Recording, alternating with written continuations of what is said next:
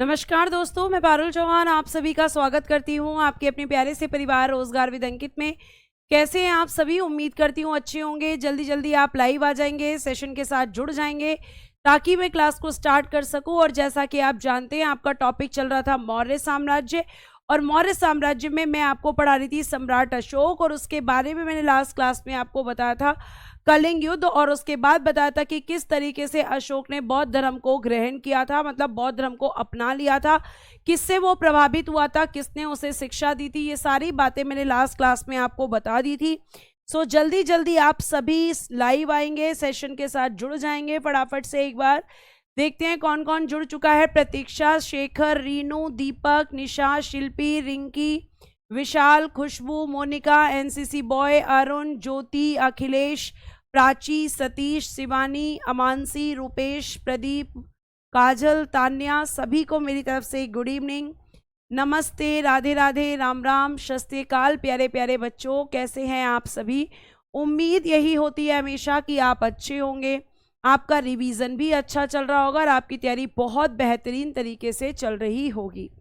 प्यारे बच्चों, आज मैं आपको पढ़ाने वाली हूं कि जो सम्राट अशोक थे उनकी पत्नियों के बारे में, और साथ साथ उनके जो बच्चे थे उनके बारे में। ठीक है, अब देखो, अगर मैं आपसे बात करती हूं तो मैंने बताया था कि लास्ट क्लास में हम अगली क्लास में यहाँ पे पढ़ेंगे अशोक की पत्नी, अशोकाज वाइफ की जब हम बात करते हैं, अशोक की पत्नी की जब हम बात करते हैं, तो उनकी एक पत्नी का नाम था देवी, एक पत्नी का नाम था करुवाकी, और एक पत्नी का नाम था पद्मावती। ध्यान से सुनना, एक पत्नी थी प्यारे बच्चे देवी, एक पत्नी थी आपकी करुवाकी, एक पत्नी का नाम था पद्मावती। अब ये जो इनकी वाइफ थी, अब देखो, जो देवी थी इनसे एक संतान थी आपका महेंद्र, जो कि इनका पुत्र था, संगमित्रा जो कि इनकी पुत्री थी, और बेटा जी चारुमती जो कि इनकी पुत्री थी। करुवाकी से एक पुत्र पैदा हुआ था तीवर, और पद्मावती से एक पुत्र पैदा हुआ था कुणाल। और यही कुणाल कौन था? यही प्यारे बच्चे अशोक का उत्तराधिकारी था, यानी सक्सेसर ऑफ अशोकास। तो अशोक के बाद राजा बनने वाला जो व्यक्ति था या जो उनका बेटा था, उसका क्या नाम था? तो आप कहोगे कुणाल। और कुणाल की माता का नाम क्या था प्यारे बच्चे? तो आप कहोगे कि मैम कुणाल की माता का नाम था पद्मावती। ठीक है, और कुणाल कौन था? अशोक का जो है उत्तराधिकारी था। इनमें से आप देख रहे हो, एक जो आप देख रहे हो महेंद्र, ठीक है, और एक आप देख रहे हो पुत्री संगमित्रा, जो कि देवी के बच्चे हैं और अशोक के बच्चे हैं। इन दोनों को अशोक ने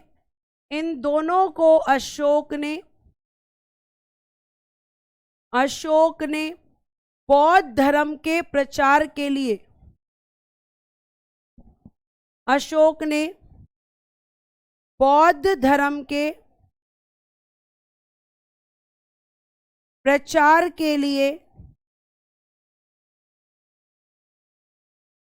श्रीलंका भेजा था। ये क्वेश्चन पूछा जाता है, श्रीलंका भेजा था बेटा, ये आपको ध्यान रखना है। कहाँ भेजा था? तो आप कहोगे कि मैम श्रीलंका भेजा था। ठीक है, ये आपको ध्यान रखना है बच्चे। तो अशोक ने श्रीलंका भेजा था, ये आपको मैंने बताया है। और अशोक ने किस किस को भेजा था? तो महेंद्र और संघमित्रा को। अशोक का प्यारे बच्चे उत्तराधिकारी कौन था? अब बात आती है कि जब बौद्ध धर्म के प्रचार के लिए यहां पर भेजा, तो बौद्ध धर्म का प्रचार और कहां कहां पर करवाया था? यहां पे तो 3 लोगों के नाम लिखे हैं। जैसे बौद्ध धर्म के प्रचार के लिए अशोक ने क्या किया, अगर आपसे ये पूछा जाए कि कहां पे किसको भेजा था, तो अभी मैंने लिखवाया कि श्रीलंका में महेंद्र और संघमित्रा को भेजा, तक्षशिला में मंझांतिक को भेजा, हिमालयी क्षेत्र में मंझिम को भेजा। तो मंझांतिक और प्यारे बच्चे आपका क्या कहते हैं, हिमालयी क्षेत्र में कौन गया था? मंझिम। अब मंझांतिक जो गया था आपका तक्षशिला में, तो किस किस क्षेत्र में गया था? तो ये आपका एक तो कश्मीर में गया था, और बेटा जी गांधार में गया था। इन 2 जगह पर ये गया था, कश्मीर और गांधार। इतनी बात आपको ध्यान रखनी है। ठीक है, अब मैं यहाँ पे इसी के नीचे कुछ पॉइंट और आपको ऐड करवा रही हूं। धर्म प्रचार के लिए, किसके प्रचार के लिए? बौद्ध धर्म के प्रचार के लिए। बौद्ध धर्म के प्रचार के लिए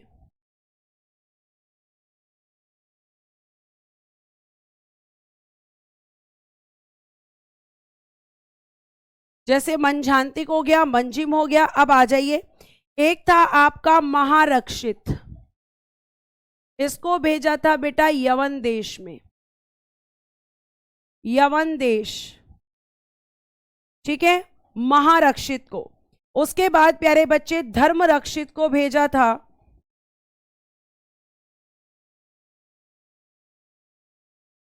अपरांतक, और अपरांतक इस टाइम पे किसको कहते थे? पश्चिम भारत। अपरांतक यानी कि पश्चिम भारत, वेस्ट इंडिया, यहां पे इसको भेजा था। उसके बाद बेटा धर्म रक्षित के बाद लिखना एक व्यक्ति का नाम महादेव, महेश मंडल, मैसूर भेजा था। कहां पर? महेश मंडल यानी कि मैसूर में भेजा था। एक था रक्षित, इसे भेजा था बनवासी, जो कहां पर था? उत्तरी कन्नड़, उत्तरी कन्नड़, ठीक है। फिर एक था सोन तथा उत्तर,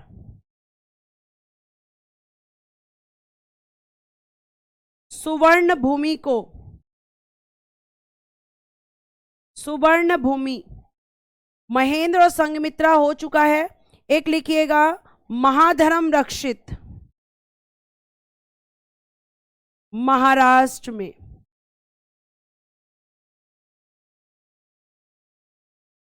तो ये बौद्ध धर्म के प्रचार के लिए अशोक ने क्या किया था? दूर दूर तक, विदेशों तक भेजा था, ठीक है। तो ये आप ध्यान रखेंगे कि बौद्ध धर्म के प्रचार के लिए और कौन कौन से लोग थे, संघमित्रा, मंझांतिक और मंजिम के अलावा।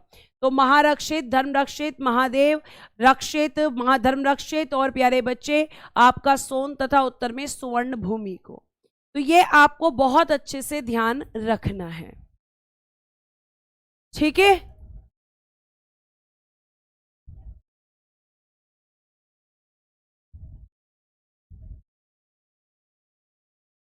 ठीक, तो अगर मैं आपसे प्यारे बच्चे ये बात कर रही हूं कि अशोक ने बौद्ध धर्म के प्रचार के लिए क्या किया था, तो अशोक ने बौद्ध धर्म के प्रचार के लिए अलग अलग लोगों को अलग अलग जगह पर भेजा था। इस बात को आप ध्यान रखेंगे।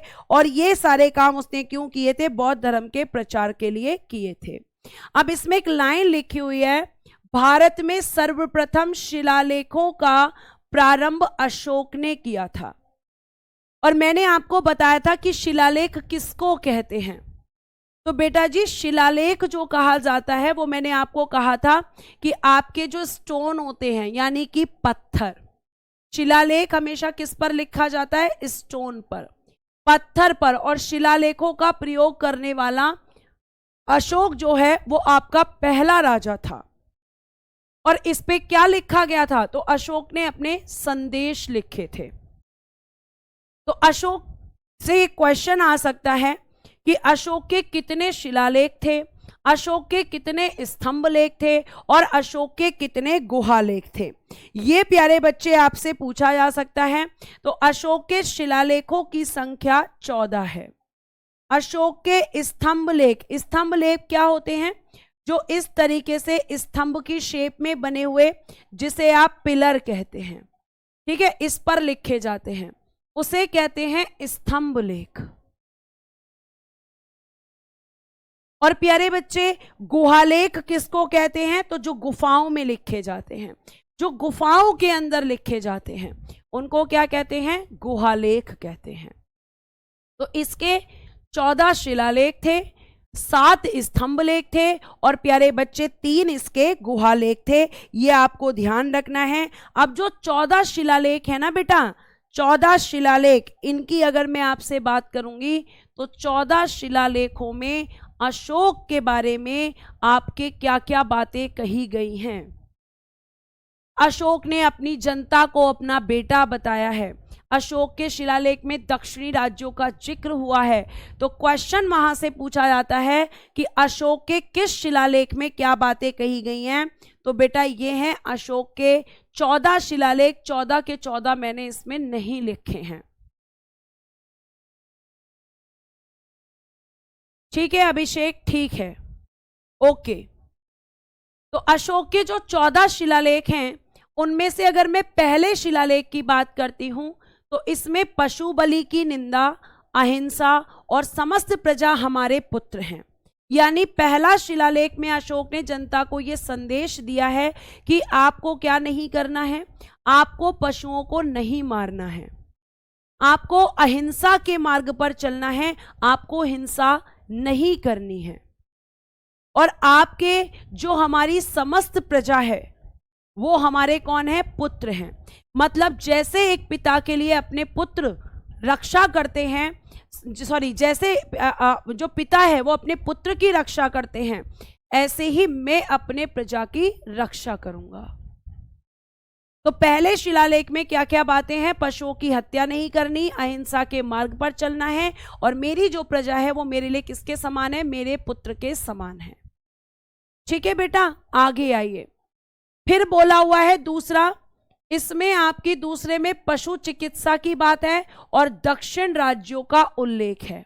और दक्षिण राज्यों में किस किस का, तो मैम चेल, चोल, पांडे और सतीय पुत्र। चेल, चोल, पांडे और सतीय पुत्र, ये दूसरा आपका शिलालेख है जिसके अंदर अशोक ने इनका वर्णन किया है। ठीक है, उसके बाद में अगर मैं अधिकारी की बात करूं तो इनके यहां पर अधिकारी, जैसे एक अधिकारी दिया हुआ है रज्जुक, एक दिया हुआ है युक्तक, एक दिया हुआ है प्रदेशक। ये आपके 3 अधिकारियों का वर्णन है इसमें, और इनसे कहा गया है कि आपको प्रत्येक 5 वर्ष में, आपको प्रत्येक 5 वर्ष में आप तीनों को पूरे के पूरे राज्य का भ्रमण करना है, मतलब घूमना है। और क्यों घूमना है, कि जनता को कोई परेशानी तो नहीं है, कोई दिक्कत तो नहीं है, और उसका भ्रमण करके पूरे राज्य का आपको क्या करना है, आपको पूरे के पूरे राज्य की स्थिति को बताना है। तो अधिकारियों का वर्णन अशोक के किस शिलालेख में, सीधा क्वेश्चन आएगा तीसरे में। दक्षिण भारत का जिक्र किस शिलालेख में है, दूसरे में। समस्त प्रजा मेरी संतान है, कौन से शिलालेख में कहा है, पहले में। फिर आपको पता है कि चौथा शिलालेख भेरी घोष की नीति के स्थान पर धम्म घोष की नीति को अपनाया गया था। ये किस शिलालेख में कहा गया है, तो मैम ये चौथे शिलालेख में कहा गया है। और मैंने बेटा आपको ये बताया है कि भेरी घोष की नीति मतलब युद्ध की नीति, और युद्ध की नीति के स्थान पर उसने क्या अपनाई थी, धम्म की नीति मतलब शांति की नीति। और ये बात किस शिलालेख में कही गई है, तो मैम चौथे शिलालेख में। फिर उसने क्या किया था, धम्म महामात्रों की नियुक्ति। अब ये धम्म महामात्र कौन होते थे, ये धम्म महामात्र के बारे में आप क्या कहना चाहेंगी मैम। तो बेटा जो धम्म महामात्र थे इनकी नियुक्ति क्यों की गई थी, इनकी नियुक्ति की गई थी, बेटा ध्यान से सुनना, इनकी नियुक्ति की गई थी, इनकी नियुक्ति बौद्ध धर्म के प्रचार के लिए। तो जो मैंने आपको नाम बताए थे वो कौन थे, धम्म महामात्र थे। जनता तक अशोक के संदेशों को पहुंचाने के लिए किसकी नियुक्ति होती थी, धम्म महामात्र की नियुक्ति की जाती थी। ये आप ध्यान रखेंगे कि मैम धम्म महामात्र का काम होता था अशोक के धम्म का प्रचार करना। ऐसे भी लिख सकते हो, अशोक के धम्म का प्रचार करने के लिए, अशोक के धम्म का प्रचार करने के लिए। धम्म का मतलब क्या होता है, ज्ञान होता है। तो अशोक के जो भी आपके संदेश थे उनको जनता तक कौन पहुंचा रहा था? यही धम्म महामात्र। और इनकी नियुक्ति की बात किस शिलालेख के अंदर है? 5वें शिलालेख के अंदर मैम धम्म महामात्रों की नियुक्ति के बारे में बात की गई है। तो धम्म महामात्र मतलब जो अशोक के संदेशों को जनता तक पहुंचा रहे थे, बौद्ध धर्म का प्रचार प्रसार कर रहे थे, घर घर जाकर लोगों को अशोक के धम्म का ज्ञान दे रहे थे, उन्हें कहा जाता है महामात्र। और महामात्र की नियुक्ति किस शिलालेख के अंदर है?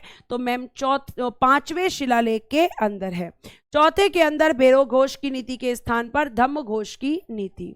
अब आ जाइए 5वें में आत्मनियंत्रण यानी सेल्फ कंट्रोल की बात की गई है। सेल्फ कंट्रोल मतलब उसने ये कहा इस शिलालेख के अंदर कि अगर मेरी जनता को मेरी जरूरत रात में भी पड़ती है तो मुझे आप क्या कर सकते हो? आप मुझे रात में भी उठा सकते हो। बेटा नीतू गुप्ता, अभी अधिकारी लिखवाऊंगी सारे, थोड़ा सा पेशेंस रखेंगे। क्या बोला इसने? बोला है यहां पर आत्मनियंत्रण की बात, कि यदि कल्याण की बात है तो उसके अधिकारी उसे किसी भी समय अवगत कर सकते हैं। मतलब अगर जनता के कल्याण की बात है, जनता के वेलफेयर की बात है, तो किसी भी अधिकारी को यह नहीं सोचना कि रात हो रही है या दिन हो रही है, आप मुझे तुरंत क्या करें? सूचना दें, मुझे इन्फॉर्म करें, क्योंकि वहां पर जनता के उसकी बात होती है, जनता के हित की बात होती है प्यारे बच्चे, इसीलिए उसने ये कहा। अब देखिएगा फिर यहां पे बात आता है धार्मिक समन्वय। उसने क्या किया था? इस शिलालेख में अशोक का जो 7वां शिलालेख है तो उसमें उसने क्या किया है? 295 BC बोध गया की यात्रा की थी। किसकी यात्रा की थी? आप कहोगे कि अशोक ने अपने शासन के 10वें वर्ष, जो ये लिखा है ना 10th ईयर, तो क्या 10th ईयर? तो शासन के 10वें वर्ष, शासन के 10वें वर्ष, 10वें वर्ष बोध गया की यात्रा की, बोध गया की यात्रा की। ये चीज आप ध्यान रखेंगे। किसने की थी? तो आप कहोगे मैम अशोक ने। ठीक है, ये आपको इतनी बात समझ में आनी चाहिए कि बोध गया की यात्रा करने के लिए अशोक ने किस शिलालेख में बात की है? तो 7वें में। किस वर्ष की थी? तो मैम 10वें वर्ष की थी। फिर अगर मैं आपको एक यहां पे नोट डाल के एक लाइन लिखवाऊंगी, अभी पहले पढ़िए। धम्म यात्रा के बारे में मैम 249 BC लुम्बिनी की यात्रा की थी, शासन के 20वें वर्ष। लुम्बिनी में क्या हुआ था? गौतम बुद्ध का जन्म। बोध गया में क्या हुआ था? गौतम बुद्ध को ज्ञान की प्राप्ति। कलिंग युद्ध के वर्णन उसने किसमें किया है? 13वें शिलालेख में। यह मैंने आपको कल भी बताया था। और सद्भावना की बात किसने की है? तो 14वें शिलालेख में।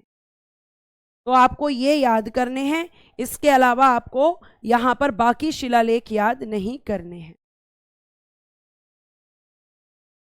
ठीक है, अब मैं यहां क्या लिखवाने दे वाली थी, देखो। डॉक्टर स्मिथ, डॉक्टर स्मिथ के अनुसार,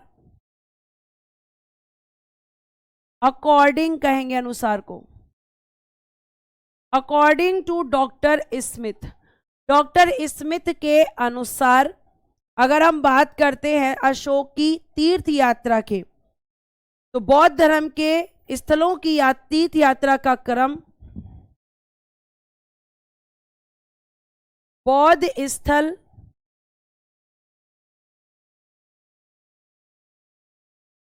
स्थल मतलब साइट,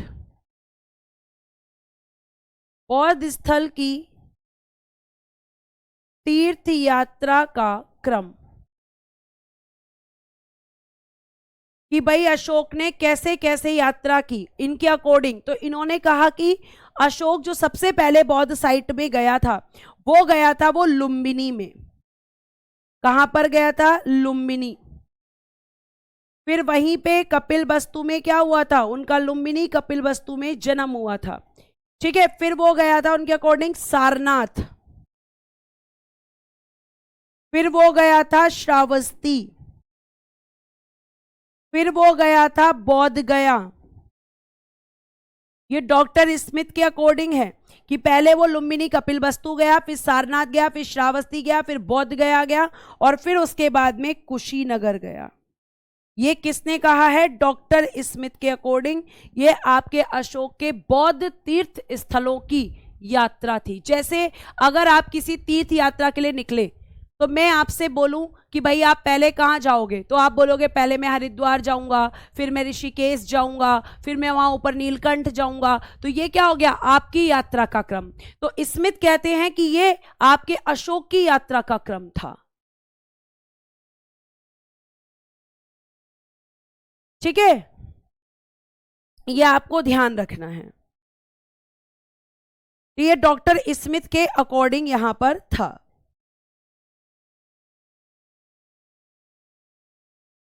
और ये जो आपका एक यहां पे स्थान लिखा हुआ है जिसका नाम है लुम्बिनी, लुम्बिनी की अगर मैं बात करती हूं तो इसका एक प्रूफ और मिलता है।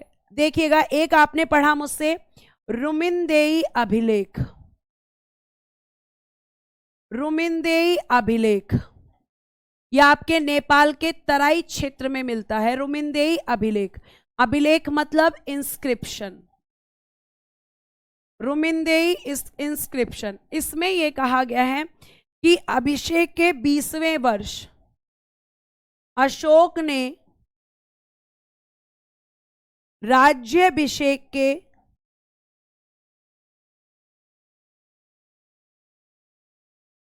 20वें वर्ष लुम्बिनी नेपाल में पड़ता है, लुम्बिनी नेपाल की यात्रा की। तो इसका ये यहां से साक्ष्य मिलता है, एविडेंस मिलता है, मतलब रुमिनदेई इंस्क्रिप्शन में ये लिखा गया है। ठीक है, स्मिथ कौन थे? तो स्मिथ एक यहां पे कह सकते हैं इतिहासकार थे। तो ये इस चीज का प्रूफ देता है। उसके बाद प्यारे बच्चे जब हम लिख ही रहे हैं तो एक लिखना मास्की लघु शिलालेख कहां मिलेगा? कर्नाटक में।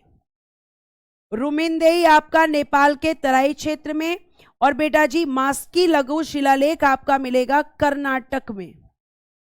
और इसको आप लिख सकते हो नेपाल के तराई क्षेत्र में।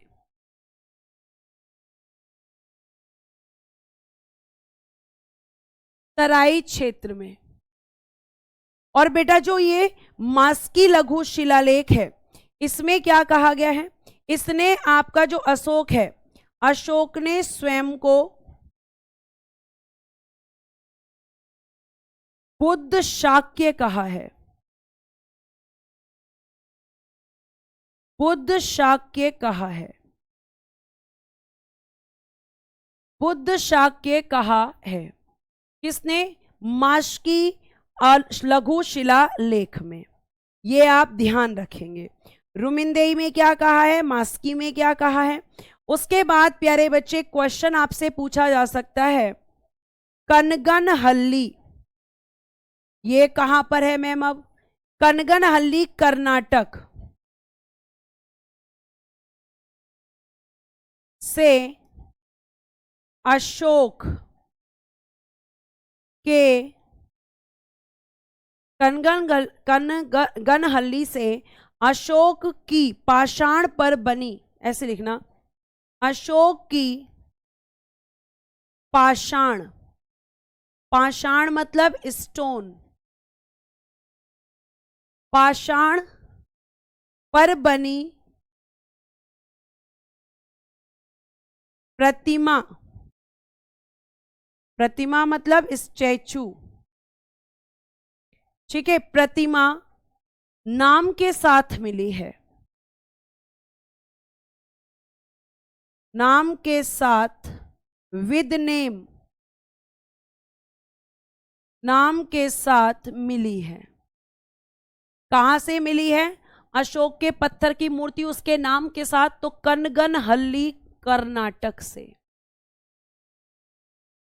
ठीक है, बच्चे कह रहे हैं वो यहां गए थे घूमने, वहां गए थे घूमने, हमें उससे क्या मतलब? मतलब तो रखना पड़ेगा बेटा। बिना मतलब के तो काम ही नहीं चलेगा, आपको मतलब रखना पड़ेगा। आपके पास ऑप्शन नहीं है ना, इसलिए इनको पता कैसे हो जाता था कि ये यहाँ घूमने गए थे, वहां घूमने गए थे, अलग अलग क्वेश्चन। क्यों नहीं पता होता था भाई? बौद्ध धर्म को मान रहा है तो बौद्ध के बारे में उसने पूरा जाना कि उनका जन्म कहाँ हुआ, ठीक है। और ये जो आप कह रहे हो कि स्मिथ को कैसे पता चला, तो स्मिथ ने भी एविडेंस के बेसिस पर ही कहा होगा,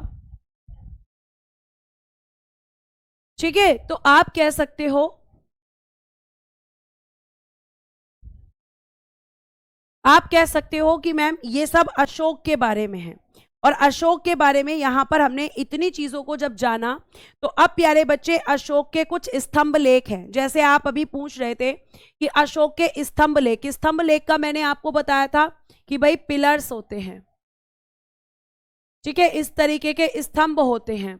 तो इन पर भी अशोक ने क्या किया था, अपने मैसेजेस लिखवाए थे, अपने संदेश लिखवाए थे जनता के लिए। तो जैसे प्यारे बच्चे अगर मैं आपसे बात करती हूं तो अशोक के जो स्तंभ लेख हैं इनके बारे में जरा ध्यान से सुनना, क्योंकि स्तंभ लेख से बेटा क्वेश्चन पूछा जाता है। अशोक के स्तंभ लेख, जैसे एक लिखा है दिल्ली टोपरा, लिखा हुआ है दिल्ली टोपरा, तो इसका मतलब है कि टोपरा कहां पर पड़ता है, जैसे वहां लिखा हुआ है दिल्ली टोपरा। तो दिल्ली टोपरा का क्या मतलब है बेटा? दिल्ली टोपरा का मतलब है कि आपके अशोक का एक आपका स्तंभ लेख था जो हरियाणा के अंदर था। कहां पर था? हरियाणा, मतलब टोपरा मतलब आपका यहां पे देखने के लिए मिलता है। और प्यारे बच्चे इसको हरियाणा से दिल्ली लेकर आया था, हरियाणा से दिल्ली लेकर आया था फिरोज शाह तुगलक, लेकर आया फिरोज शाह तुगलक। ये क्वेश्चन आता है, फिरोज शाह तुगलक, फिरोज शाह तुगलक जिसको आप कहते हो FST, फिरोज शाह तुगलक लेकर आया, फिरोज शाह तुगलक लेकर आया।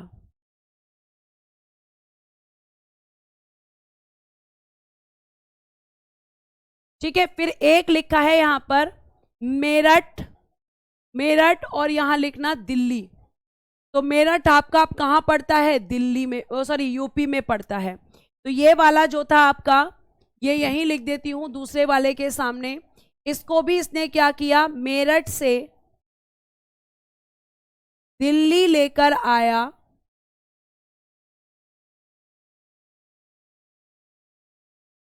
फिरोज शाह तुगलक। ये क्वेश्चन बेटा पूछा जाता है, फिरोज शाह तुगलक। एक था इसका कौशांबी अभिलेख, कौशांबी स्तंभ लेख, इसे रानी स्तंभ लेख या रानी अभिलेख भी कहते हैं, इसे रानी अभिलेख भी कहते हैं। किसको? तो मैम कौशांबी अभिलेख को, इसे रानी अभिलेख भी कहते हैं। ठीक है, मेरठ आपका यूपी में पड़ता है, तो मेरठ से दिल्ली लाया और वो वाला हरियाणा से दिल्ली लाया, दोनों फिरोज शाह तुगलक लेकर आया था। फिर प्यारे बच्चे आपके बहुत ही इंपॉर्टेंट हैं, एक आपका प्रीवियस ईयर में क्वेश्चन पूछा गया कि लौरिया नंदगढ़ कहां पर पड़ता है? बिहार में। लौरिया अरेरोज कहां पे? बिहार में। रामपुरवा बिहार में। अशोक स्तंभ लेख तो आप कहेंगे बिहार में। ये सारे आपके कहां पर पड़ते हैं? तो आप कहोगे सॉरी, ये सारे आपके कहां पड़ते हैं? रामपुरवा, लौरिया, अरारोज। तो मैम ये सारे के तीनों हमारे मिलते हैं, ये तीनों मिलते हैं बिहार में। और इसमें से एक पूछा जा चुका है लौरिया अरेराज, ये बड़ा इंपॉर्टेंट है, प्रीवियस ईयर में क्वेश्चन आया यहां से, इनकी लोकेशन पूछी जा सकती है। अब एक लिखा है लास्ट में अशोक स्तंभ लेख, जिसके बारे में बच्चा कह रहा है। प्यारे बच्चे ये जो अशोक स्तंभ लेख है इसको क्या कहते हैं? इसे आप प्रयाग स्तंभ लेख भी कहते हैं, प्रयाग स्तंभ लेख। क्या कहते हैं? इसका दूसरा नाम क्या है? कि मैम प्रयाग स्तंभ लेख इसका दूसरा नाम है। और प्यारे बच्चे ये जो आपका अशोक स्तंभ लेख या प्रयाग स्तंभ लेख है, पहले कौशाम्बी में स्थित था। पहले कौशाम्बी में स्थित था। बाद में अकबर ने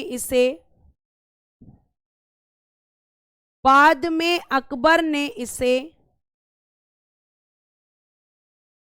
इलाहाबाद यानी प्रयागराज में स्थापित किया।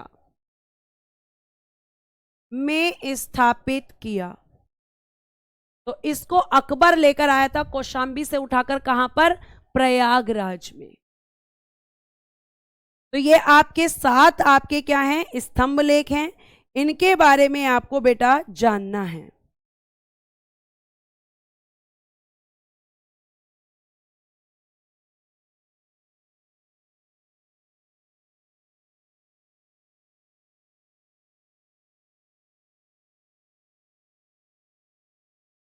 हाँ, कौशाम्बी से इलाहाबाद में स्थापित किया था।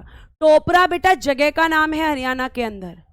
टोपरा कोई खेलने की चीज नहीं है, प्लेस है टोपरा। हाँ, बाद में अकबर ने इसे इलाहाबाद में स्थापित कर दिया।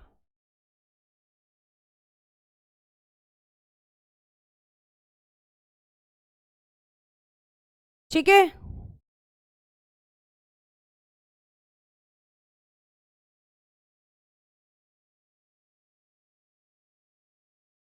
अब अशोक के कुछ अभिलेख जिनके स्थान पूछे जाते हैं। ठीक है, अशोक के अभिलेख जिनके स्थान पूछे जाते हैं। जैसे आपको मैं 2 बता भी चुकी हूं। एक आपका मानसेहरा, एक आपका शहबाजगढ़ी। इनमें आपके रॉयल ऑर्डर्स हैं अशोक के। एक है आपका कालसी, इनकी लोकेशंस पूछ ली जाती हैं। कालसी। एक है आपका सोपारा। एक है आपका लिखिएगा धोली और जोगढ़। एक धोली और दूसरा जोगढ़। धोली और जोगढ़। एक लिखिएगा गिरनार। एक लिखिएगा बेटा आपका एनागुड़ी। ठीक है, सॉरी एरागुड़ी। एक लिखिएगा सारनाथ स्तंभ। इनकी लोकेशंस बताऊंगी मैं आपको। अशोक के अभिलेख, सारनाथ स्तंभ। एक लिखिएगा सांची स्तंभ।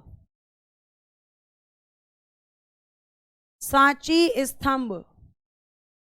एक लिखिएगा रुमिंदेई। रुमिंदेई अभिलेख।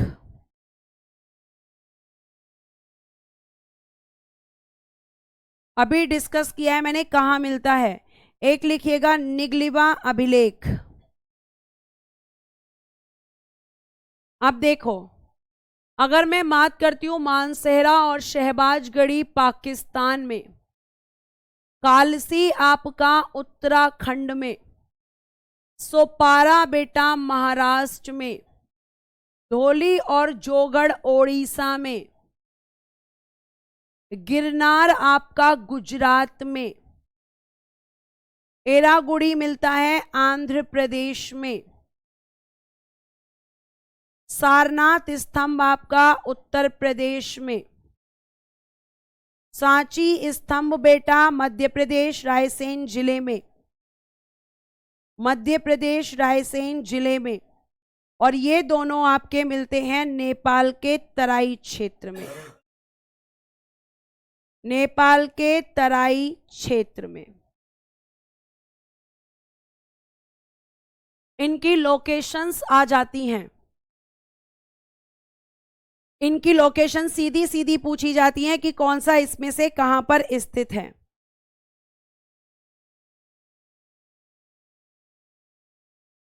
ये जो 4 हैं आपके, ये जो 4 लास्ट में लिखवाए हैं, ये अशोक के लघु स्तंभ लेख हैं, लघु स्तंभ लेख, अशोक के लघु स्तंभ लेख हैं।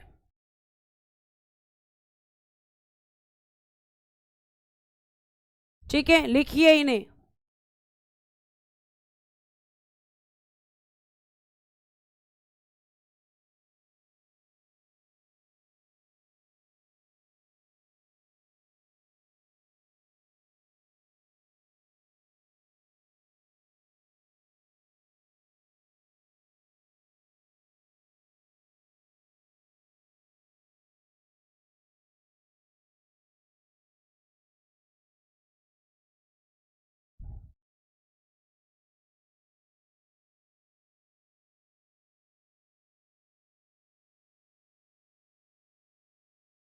ठीक है,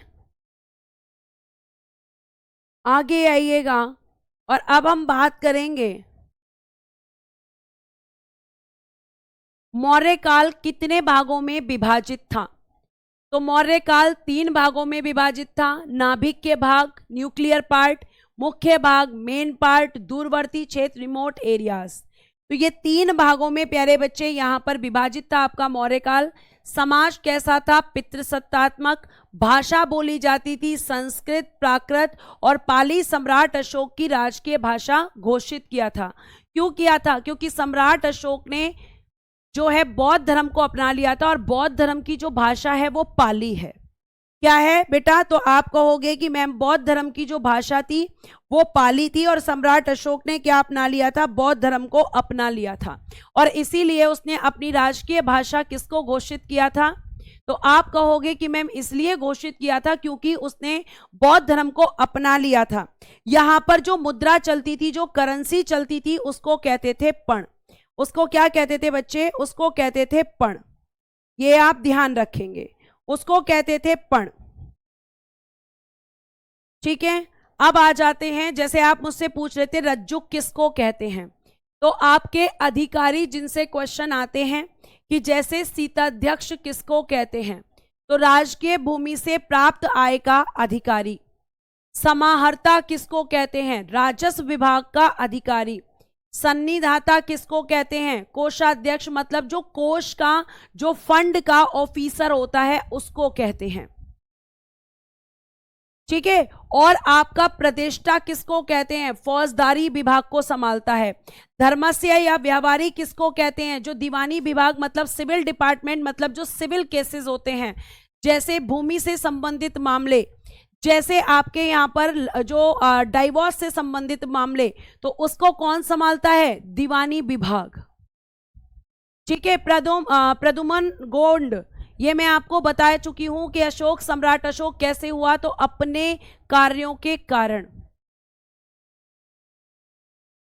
बेटा सीताध्यक्ष का मतलब होता है राजकीय भूमि से प्राप्त आय, मतलब जो भूमि से प्राप्त जो इनकम होती है वो।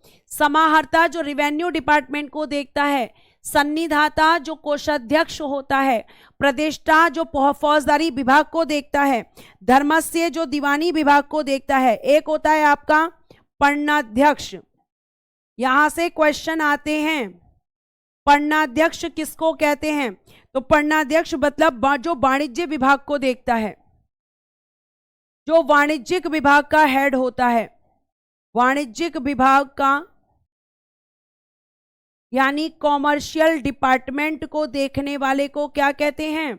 तो मैम पन्नाध्यक्ष कहते हैं। कॉमर्शियल डिपार्टमेंट, इसको कहते हैं पन्नाध्यक्ष। एक होता है आपका आक्राध्यक्ष। आक्राध्यक्ष, इनको इंग्लिश में भी यही लिखेंगे, आक्राध्यक्ष ही लिखेंगे। और ये किसको देखता है? तो आप कहोगे माइन डिपार्टमेंट का हेड होता है। खान विभाग, माइन डिपार्टमेंट, इस टाइम भी होता था मैम, जी हाँ, आक्राध्यक्ष। एक होता है बेटा सूत्राध्यक्ष। सूत्राध्यक्ष, कताई बुनाई, ये किसका काम करता था? कताई और बुनाई का, जिसको आप इंग्लिश में कहेंगे स्पिनिंग एंड निटिंग,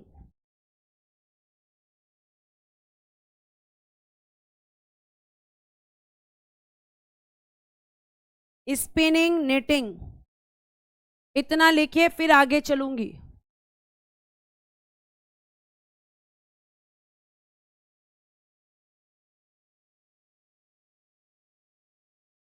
बेटा गुहालेख अनिकेत मैंने पहले ही बताया था, गुहा क्या होता है? गुफा, गुफाओं के अंदर पत्थरों पर संदेश, गुफाओं के अंदर पत्थरों पर संदेश। ठीक है, तो आपका ये यहां पर है पढ़नाध्यक्ष। कौन कौन से अधिकारी हैं? जैसे अधिकारियों का वर्णन मैंने अभी आपसे पूछा था, तो आपने कहा कि मैम ये रज्जु क्या होता है, वो सब मैं आपको बताऊंगी।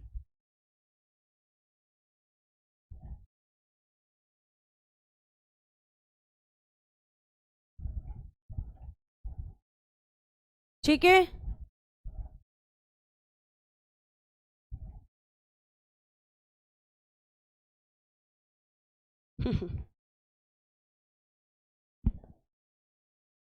बेटा एक बात तो बताओ, इसमें मुझे ये कह रहे हो कि मैम आपने समझाया नहीं। ये मैं समझा नहीं रही तो मैं क्या कर रही हूं फिर?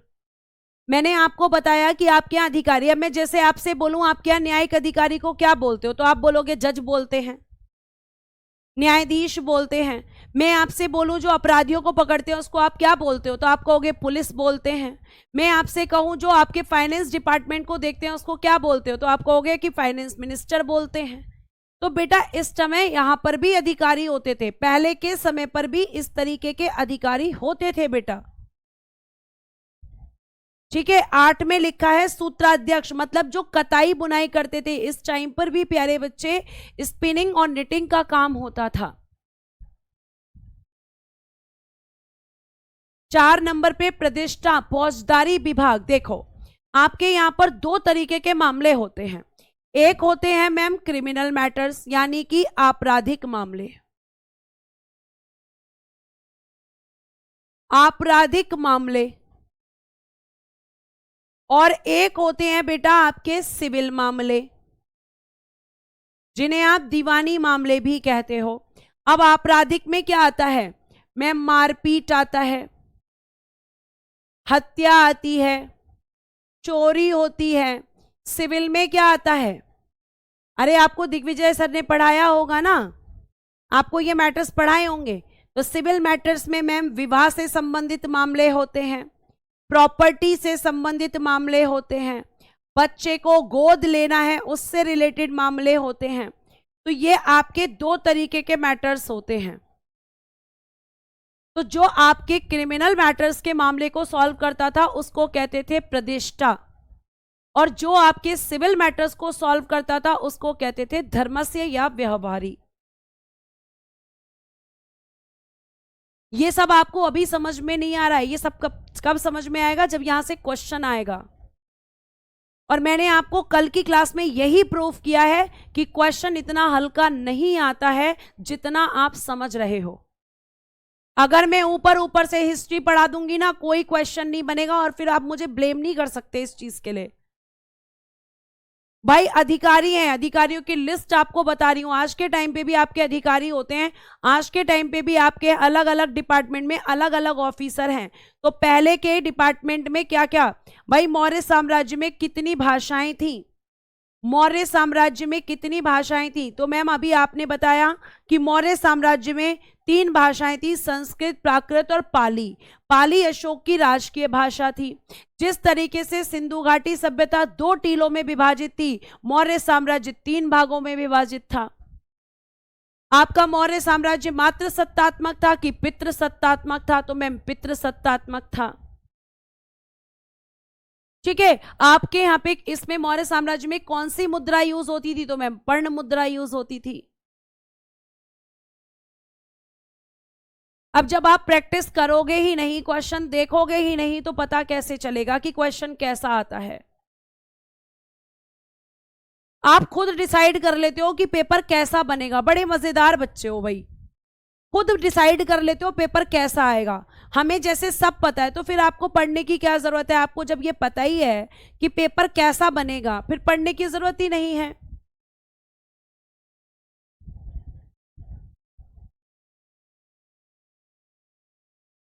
ठीक है, फिर पढ़ने की जरूरत ही नहीं है, क्योंकि पढ़ने की जरूरत उसको पड़ती है जिसको नहीं पता कि पेपर कहां से आ सकता है। एक बार प्रीवियस ईयर क्वेश्चन उठाकर देखिए, तब आपको समझ में आएगा कि क्वेश्चन का लेवल क्या है।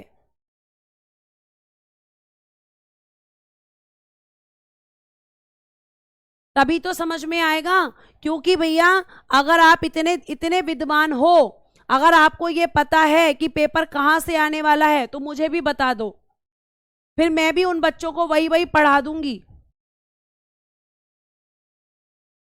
कल की रिवीजन क्लास तो तुमने की नहीं होगी। अब देखिए यहां पर प्यारे बच्चे, यहां पर आपका कोर्ट जो होता है, कोर्ट को क्या बोलते थे? कंटक शोधन। अब आपसे पूछ ले मौर्य साम्राज्य में कोर्ट को क्या बोलते थे? कंटक शोधन। क्या था ये? न्यायालय हुआ करता था, ये कोर्ट हुआ करता था।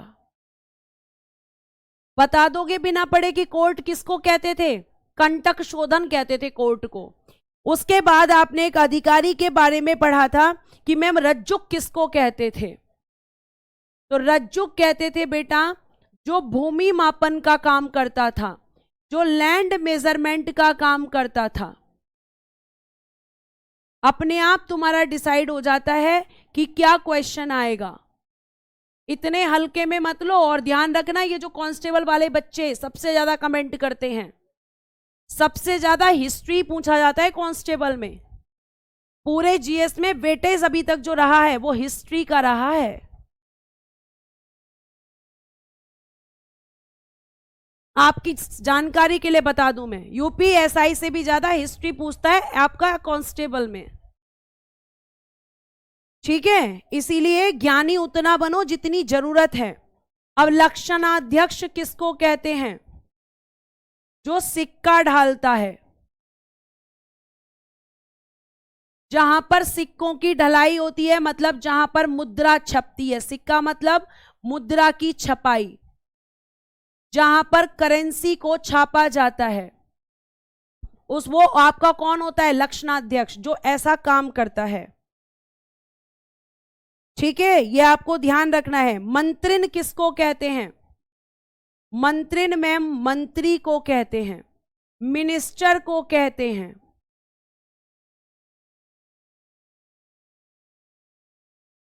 उसके बाद में युक्ता किसको कहते हैं? अधीनस्थ राजस्व अधिकारी। अधीनस्थ राजस्व अधिकारी, subordinate revenue officer. Subordinate revenue officer इसको कहते हैं। सबऑर्डिनेट और सन्निधाता किसको कहते हैं? सन्निधाता तो शायद मैंने लिखवा दिया है। हाँ, ये देखो अब ये मिट गया है, कोई बात नहीं, मैं इसको लिख दूंगी, दोबारा लिख के दूंगी आपको पीडीएफ। ठीक है, तो ये आपके यहाँ पे इंपॉर्टेंट ऑफिसर्स मैंने केवल लिखवाए हैं जहां से क्वेश्चन आ सकता है। नायक किसको कहते हैं? नगर सुरक्षा अधिकारी को कहते हैं। नगर सुरक्षा अधिकारी मतलब नायक।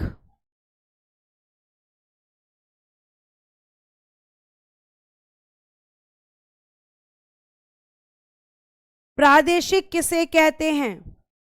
जिला प्रशासक। डिस्ट्रिक्ट एडमिनिस्ट्रेटिव को। खत्म, इतना ही है। और ये आपका मौर्य वंश क्या होता है बेटा? ये खत्म होता है। और मैं आपको बता दूं कि अब देखिएगा यहां पर आपको लास्ट में एक लाइन निकली है, बस लास्ट में, मौर्य वंश का अंतिम शासक बताइए कौन था? मौर्य वंश का अंतिम शासक,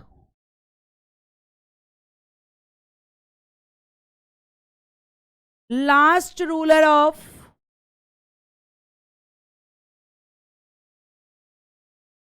Mauryas dynasty. Mauryas dynasty, Brihadratha, और इसकी हत्या किसने कर दी? इसका मर्डर कर दिया बेटा पुष्यमित्र शुंग ने। मर्डर किसने किया इसका? पुष्यमित्र शुंग ने। तो कल बेटा जी आपका टॉपिक रहेगा शुंग वंश। कल आपका टॉपिक रहेगा शुंग वंश, ठीक है। तो शुंग वंश हम पढ़ेंगे कल आपका, और उसके बाद में शुंग वंश में क्या क्या चीजें थी, फिर हम पुष्यमित्र शुंग के अधिकारी पढ़ेंगे, ठीक है। यहाँ पे कुछ कहानियां आएंगी, फिर कर्णवंश आएगा, फिर सातवाहन वंश आएगा, और फिर आपका मगध साम्राज्य खत्म होगा, ठीक है। ये सब आपका सातवाहन वंश में है। तो आज हम इतना ही रखते हैं, बाकी की चीजें मैं कराऊंगी आपको कल शुंग वंश से, ठीक है। तो आज के लिए धन्यवाद बच्चों। एक बार प्रीवियस ईयर क्वेश्चंस को जरूर उठाकर देख लीजिए, क्योंकि जब तक आप वो नहीं उठाएंगे आपको एग्जाम का लेवल नहीं पता चलेगा, ठीक है। और अगर आप नहीं ऐसे करेंगे तो फिर बेटा जी आपको सब यही लगेगा फालतू है, फालतू है, पूरी पढ़ाई को फालतू बताते हो आप। ऐसा नहीं होता है, ठीक है, ऐसा नहीं होता है। आपको सारी चीजों को पढ़ना पड़ेगा। तो आज के लिए इतना ही रखती हूँ, मिलती हूँ कल की क्लास में। शुंग वंश में आपको कल पढ़ाऊंगी, पीडीएफ एडवांस नहीं दूंगी क्योंकि कोई फायदा नहीं होता है, यहीं पे हम पढ़ेंगे, ठीक है। थैंक यू बच्चों, bye bye, take care and good day everyone. जय हिंद, जय भारत। हंसते रहें, मुस्कुराते रहें और हमेशा खुश रहें।